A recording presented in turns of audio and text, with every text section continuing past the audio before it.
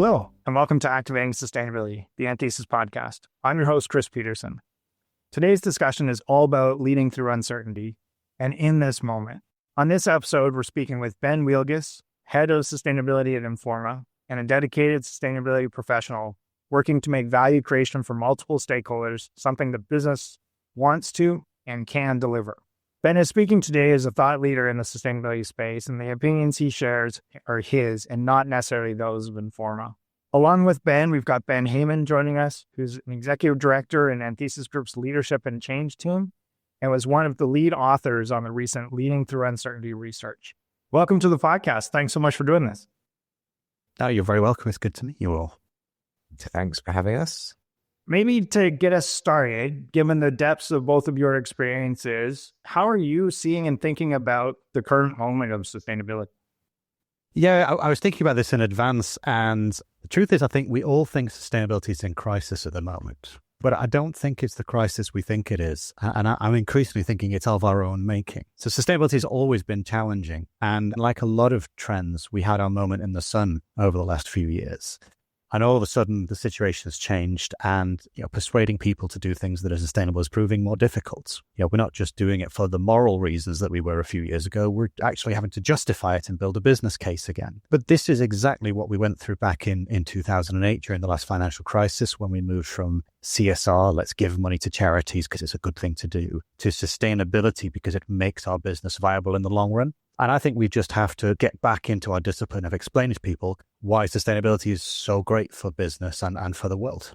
Yeah, I feel the same way. I think in the industry can get lost in our own narratives around sustainability, and they might be positive or they might be negative. And anyone who's attended a sustainability conference over the last 5 years will probably have left feeling frustrated that they've either heard it all before, or there aren't enough in the way of solutions or new ideas. But actually a lot of progress is being made. And I think there's some areas of the way that we've set out businesses that are now, you can't go backwards. And despite sort of prevailing narratives around the challenges around change, particularly in North America and particularly with difficult economic conditions, I think there is a momentum behind the sustainability agenda that has become really sort of positive and powerful. We shouldn't forget that. I also think at the same time that there's frustration. I feel the frustration that we're not pushing on enough with enough confidence, enough energy, enough positivity, enough aggression sometimes to actually create the change that we want to see in the world. Because as the people who are experts in the discipline,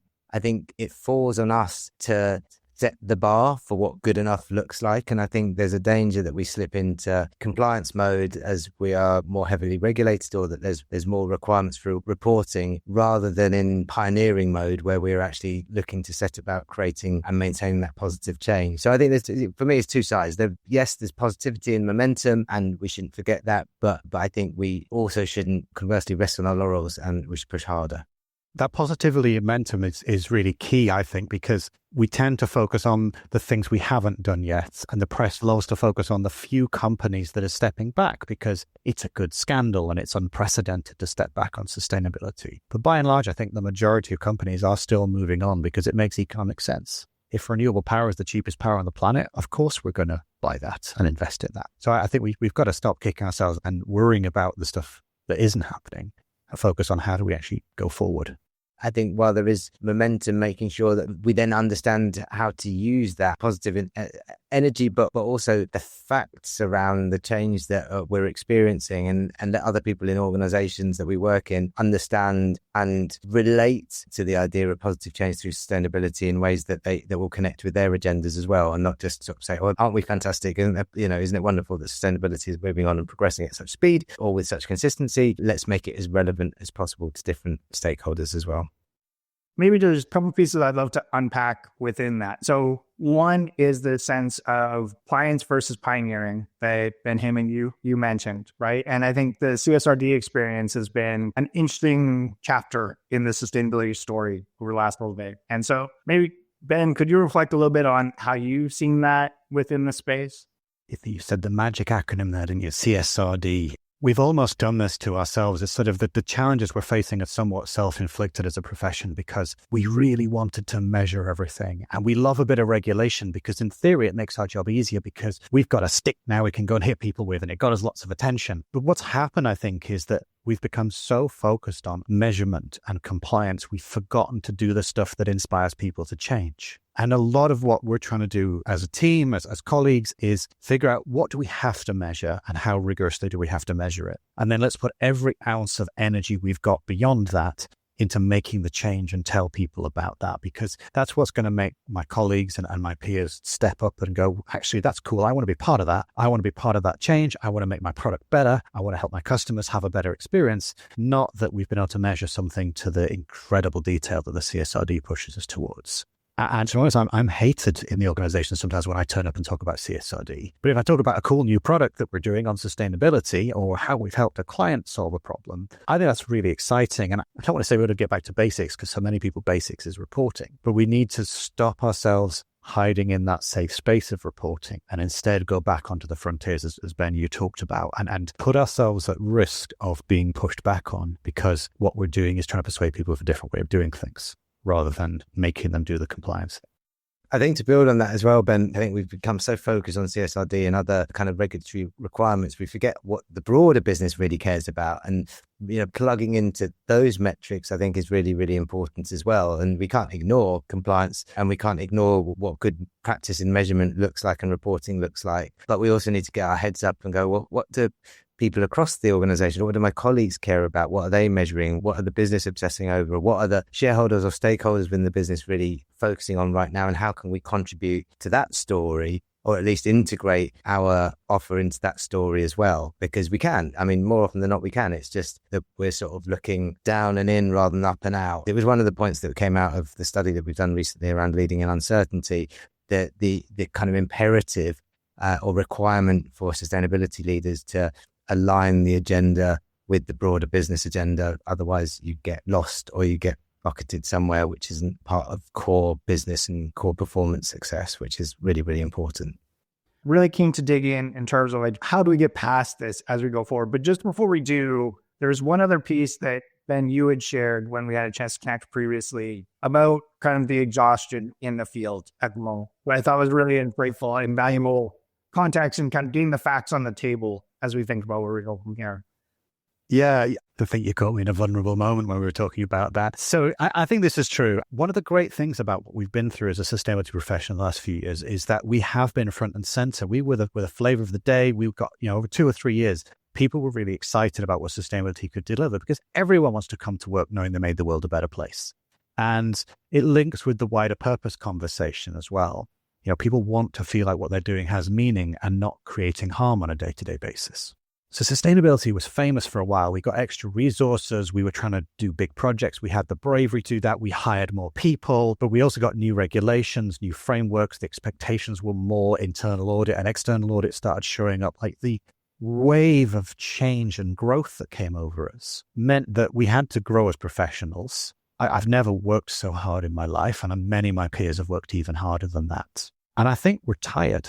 And I think now that the resistance is there again, I don't know how the people listening are feeling, but I think sometimes it's quite hard to get up, go out and put yourself at personal risk and risk of looking like a fool and try and persuade people to change.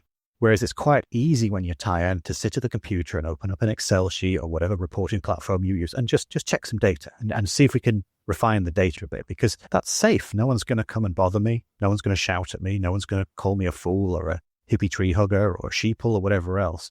But I also realized that in doing that, we're not doing the stuff that sustains and gives us energy back. So we're staying in a safe space that doesn't drain our energy, but we're also not doing the stuff that drives and thrives so many of the profession. And so what I'm very conscious of is this is an inflection point for the sustainability world where maybe we drop some of the workload because we're not quite as under the public eye as we used to be, but we choose to go with the stuff that gives us the energy to go and make change in the world, rather than hiding in that safe space of reporting and compliance, because that's not going to solve the problems we've got in the crisis that we're facing. I think we need to reflect on, we had an amazing few years, we've all grown, but we've had very little time to invest in ourselves and think about what is it that'll keep us going over the next 10 years of change.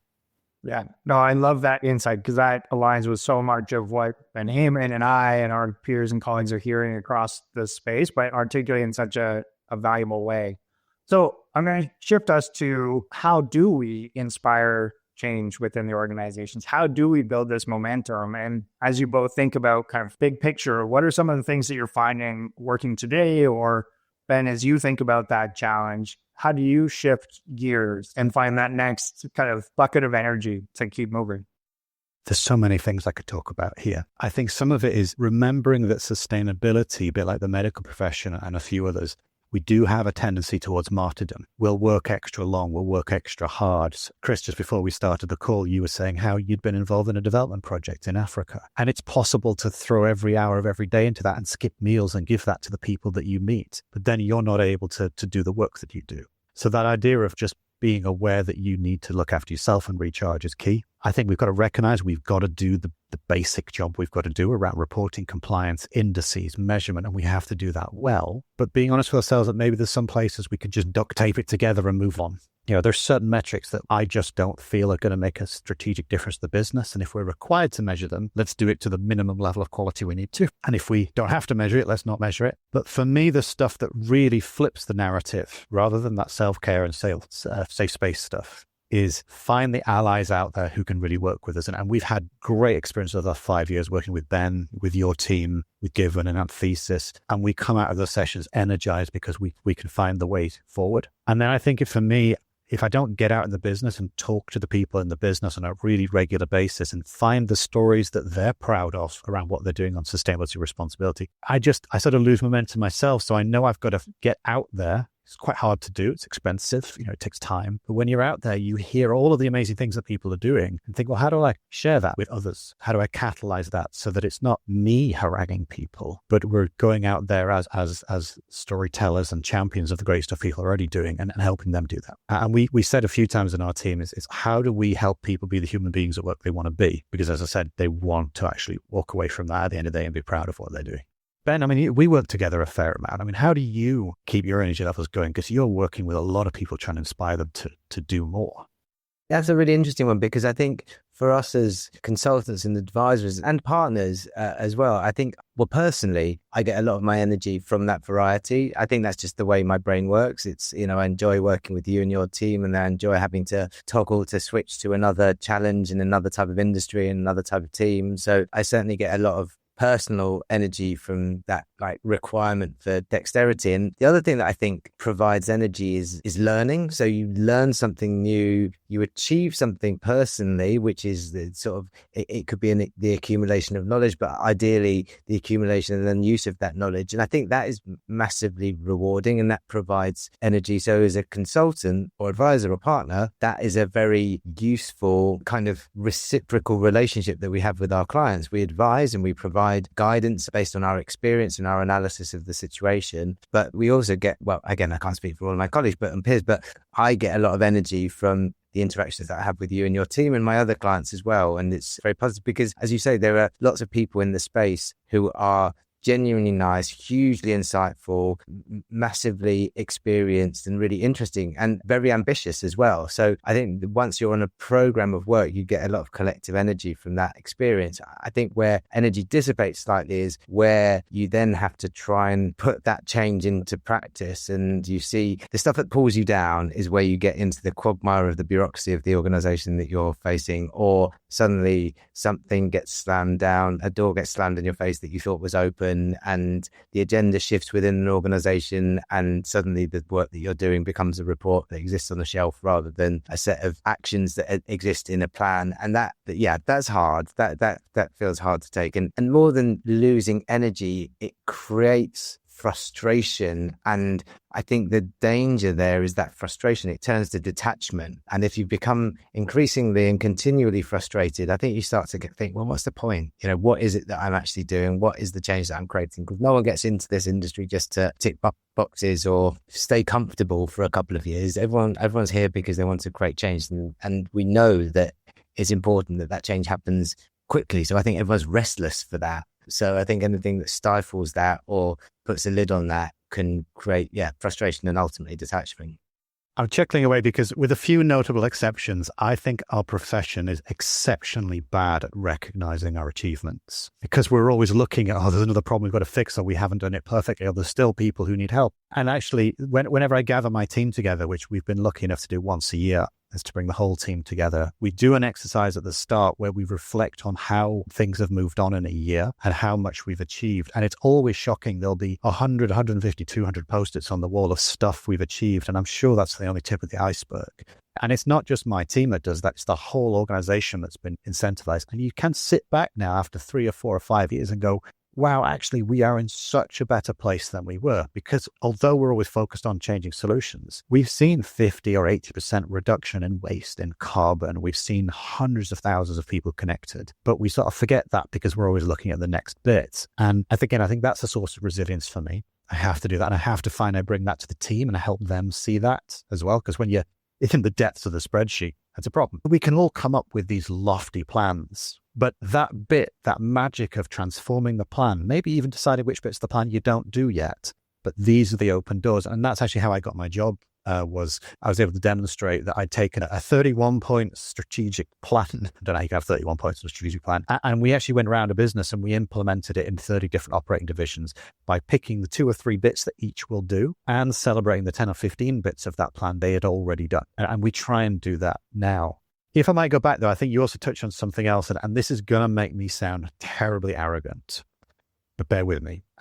In talking to my boss, one of the things I try and get him to realize is I think sustainability professionals, particularly those who've been here a while, we have to be not a jack of all trades and master of none, but almost a master of all trades, or what you might call, I think, a polyglot or a Renaissance man or a Renaissance woman. Because I can't think of many professions where in a day you'll go from talking about building energy management, to talking about diversity, to doing with your budget, to then doing some people management, to then talk about politics, and working in 30 different countries in any given week with different phone calls, and having to be able to do an incredibly robust auditable spreadsheet whilst being able to write an incredibly engaging piece of comms, whilst being able to present in a leadership team meeting and then go out and inspire a group of facilities managers. That need to be chameleonic is both one of the things that gives the business absolute joy, absolute interest, because we're constantly engaging with people from all sorts of backgrounds, but it is utterly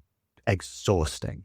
Like, you're going to really royally mess up in doing that. And if I get through a week where I haven't royally screwed up or royally embarrassed myself once, I count that a very successful week. But also, maybe I've not put myself out there as much as I need to try and get in there and engage and change.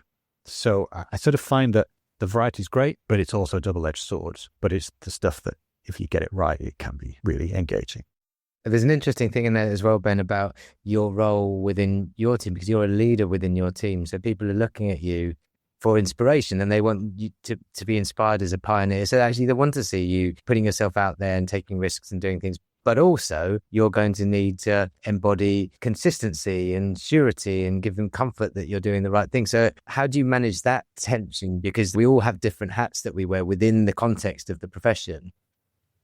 I think as any leader, you need to run the gamut between someone who creates and champions a vision, someone who fosters collaboration, somebody who takes the blame when things go wrong, because it's always you who's next on the line.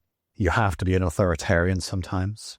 And I think one of the hardest things to me, but one of the things that's most important to acknowledge as a sustainability leader is in our team, probably once a month, I'll find myself saying, it's okay to not know what we're doing because nobody's ever done this before. We're the largest in Informa, we're the largest organizer of events in the world, and nobody's done most of what we're trying to do at the moment. So I constantly feel like there's a risk of imposter syndrome. In fact, I talked to our chairman about this quite a while ago, and they can't believe that there's a sense of imposter syndrome because sustainability professionals are experts, but we're experts at figuring out how to solve problems that haven't been solved yet. So helping the team be uncomfortable with that level of uncertainty is key. Helping them find the solutions to it and the method of finding that solution, and being comfortable with a degree of ambiguity in that we don't necessarily know what CSRD is going to look like. So how do we put ourselves in the best position? We don't really know how our suppliers are going to respond to initiatives. So how do we test that water? And so how do we give my team the confidence to trust in themselves that they do know what they're doing and to know where to go when they need the sense check rather than just plowing on ahead? And it's difficult, but it's actually one of the things that gives me the most pleasure is seeing some incredible young professionals in sustainability and maybe not so young these days as well. Absolutely step up. There's one person who's been with us since an intern and she's been promoted 4 times. And another person who joined us through an acquisition who radically changed the way we do things and now has been promoted twice as well. And it's enormously rewarding. Our job as leaders is to create the conditions where they thrive and we're successful through their success. I always prefer as a leader not to go into the board or into the com and say, look at what I've done. In fact, I feel deeply uncomfortable when the CEO talks about Ben's sustainability team. It's the company's approach to sustainability and what thousands of people are doing. But I do love being able to show off when someone in my team has done an amazing job, because that's them stepping to be their best performing selves. Sounds really cheesy, sorry. No, it's so inspiring. And Ben Hayman, to your earlier point, we get so much inspiration from being able to see what our partners are doing within the space and creating those types of safe spaces and enabling conditions for that kind of success of the team is so fascinating. Ben Hayman, I know you just participated in a recent research study looking at that kind of leading through uncertainty. And there were a number of strategies that came through that. And I'm curious, kind of reflecting on Ben's comments and what you saw within that. Are there some that kind of jump out to you?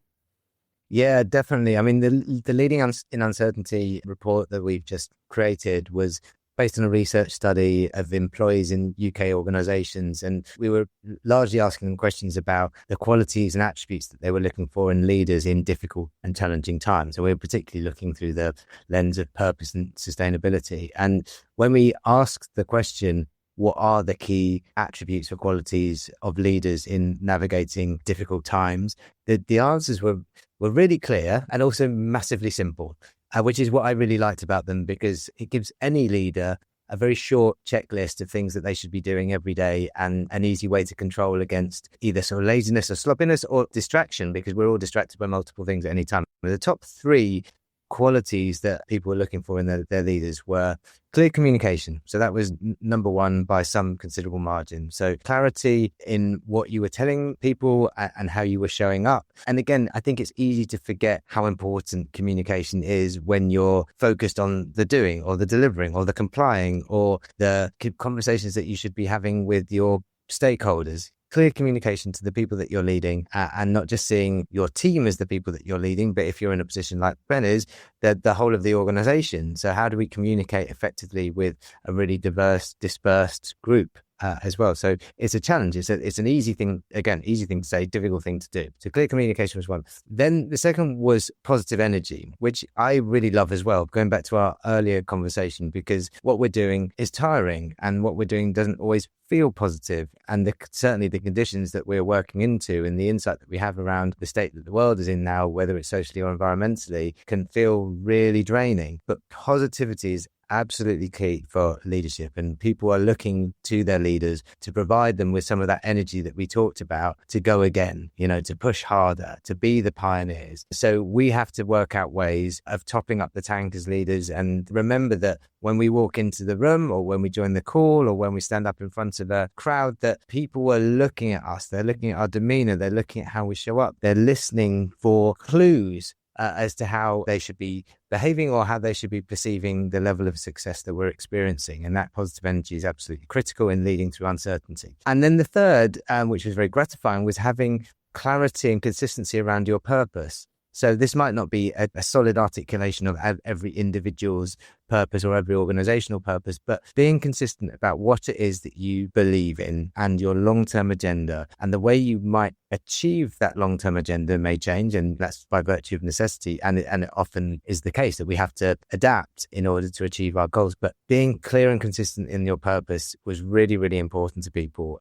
Again, I say that's gratifying because this is an area of work I focus on a lot, like organizational purpose and the sort of the why or the North Star. And sometimes that idea is diminished slightly because it doesn't focus on your immediate quarterly reporting and your, the financial concerns and the political realities that you're operating into. But what we heard from employees was that is really important in leaders. That's what drives the long-term followership. We talk a lot about followership. So preconditions for being a good leader, you need to remember that you are looking to inspire a group of people to follow you. That's the point. And you need to enable that and think about that. So positivity, good communication, but also that clarity and consistency around your purpose. I've got some more information on the kind of actions that you can take to achieve those. But for me, it's just a really great tick list to think about how you show up. So am I communicating clearly? Am I showing up with positivity? Am I staying consistent and true to my purpose as a leader and on behalf of the organization that I work for? That's simple stuff. It was a really interesting report to read, actually, because you can almost as a leader go through it and audit yourself against it. How do I feel about that? And for me, it was quite provocative reading that, because those three things on one level are really easy, and another level, they're incredibly difficult at the same time. But clear communication, by the time you reach a leadership position, you should be clear. You should be able to articulate. But doing that in the heat of the moment and consistently at all times, giving people the stability during unstable times. And the words that resonated with me across was authenticity. Like, how do you show up every time knowing you're a leader that people can trust, because you've got to guide them through uncertain times.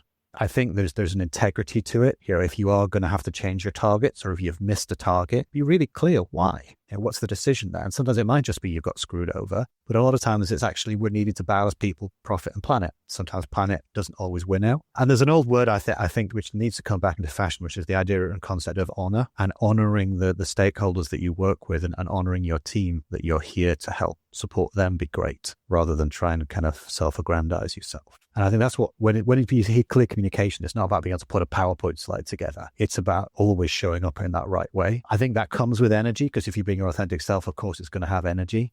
The vision, in some ways, is the hardest, because it's that difference between what you as a leader want to achieve and what the organization and the world can accept. And I think we are entering a little bit of a difficult time right now, because a lot of people had 2025 targets and 2025 strategies. Some we've hit, some we've missed. And what does that pivot look like? Are we going to be able to build on it, given the 25 targets many organizations had were crazy ambitious? They were never going to be achieved, but they were good things to aim for. And how do you do that without feeling like it's a retraction? And even if you're trying to be clearer in your targets, because things like Science-Based Targets are moving goalposts, how do you not make it look like you've stepped away from a target just because you've had to articulate it more clearly? So I think those three things you talked about are really essential over the next 12, 18, 24 months.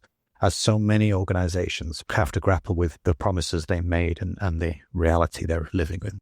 One quick reflection I'll share just from a North American context that's been really interesting has been kind of the dramatic shift in DEI and getting to work with a number of procurement departments, et cetera. And it's been fascinating to see the organizations that are so clear on their values, and that this actually provided an opportunity for them to really demonstrate that commitment outside of necessarily the communication or the PowerPoints, as you were saying, Ben, but really in terms of engaging with those organizations. You could hear a big difference with those organizations that said our values are not shifting at all. Our actions will remain the same. The way we talk about it externally may vary, but that confidence in the organization, that authenticity came through really clearly. And so it's fascinating to see how that translates throughout the organization, and really interesting to reflect on this, both as a challenge, but as an incredible opportunity to demonstrate that those are our core values, right? Or these are the things we believe in, and this is our purpose outside of the external drivers.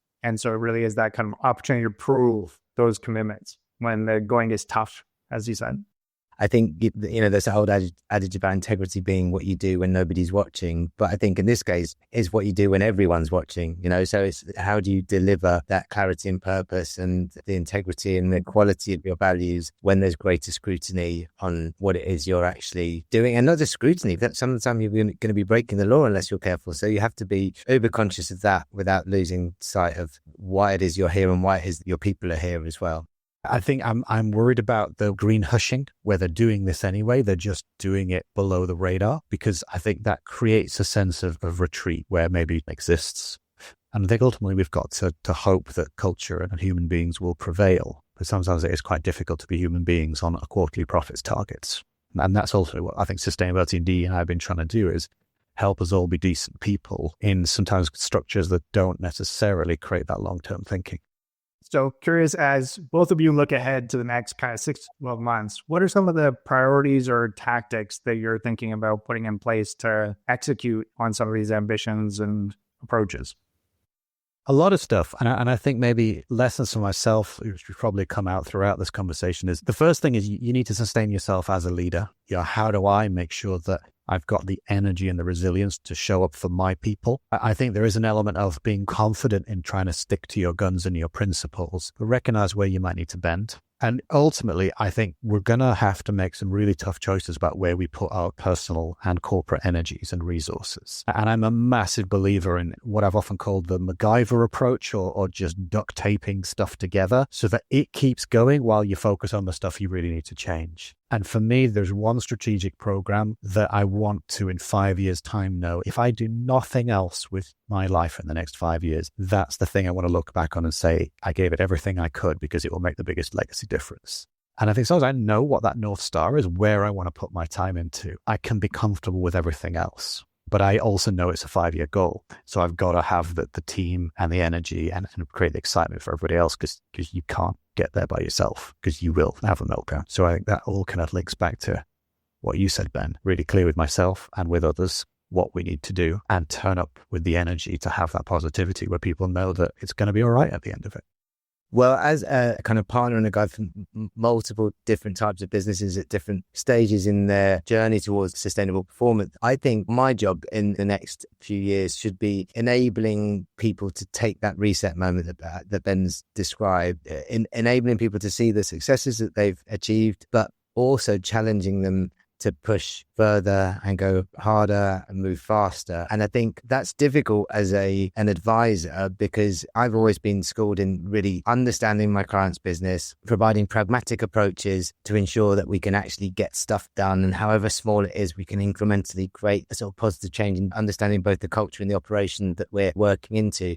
But I'd love to challenge myself and to challenge my colleagues within Anthesis to push our clients harder, to enable them to feel the confidence and courage of their convictions, which we know obviously exist, and give them more resources to sort of fight the good fight. Because I think our clients, Ben and others, don't need us to be yes people. We could be provocateurs, we could be challengers, we could be people who provide our clients with more energy and courage and support. And I'd love to make that happen more for the people that I work with. I think that's a personal challenge as well as one that I will encourage my peers to think about, because that's the role we need to play in the world, right? It's not just getting the job done, doing the simple stuff well, picking the low-hanging fruit. I think we've got to see ourselves as the people who are going to be partnering with the pioneers within industry, within businesses, who are going to be making the big change and doing the hard things really, really well. So that requires extra reserves of energy, and it requires us to be better at pushing harder, which is sometimes difficult. That's not an easy thing to do.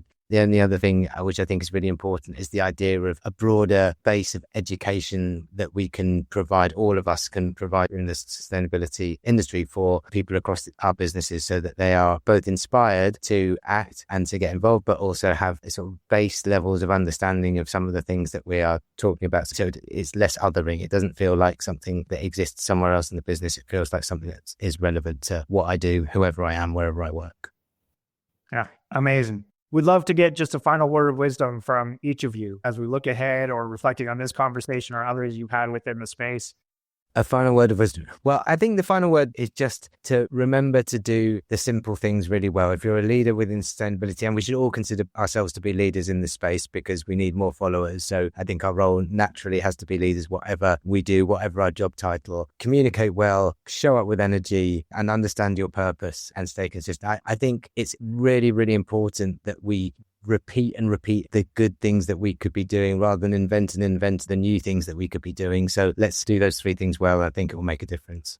Love it. And then Ben, final word to you. Yeah, well, after 25 years in sustainability, long enough that I had a full head of hair when I started in the profession, I think I've learned too late the importance of looking after yourself so that you can show up for others and help them be the leaders they can be in the future. And I think you do that through telling the stories of all the successes that other people are having and being very authentic in the fact that you want to lead people towards that. Well, thank you both so much for all the time and insight. Really appreciate it. So much to take out of this conversation. So thank you again. Thank you. Thanks, Chris. And thank you all for listening. We'll include links to the report Ben Hayman referenced, Leading Through Uncertainty, in the meeting notes, and it's available on our AnthesisGroup.com website, where you'll also find past episodes and lots of valuable resources. Thanks again, and take care.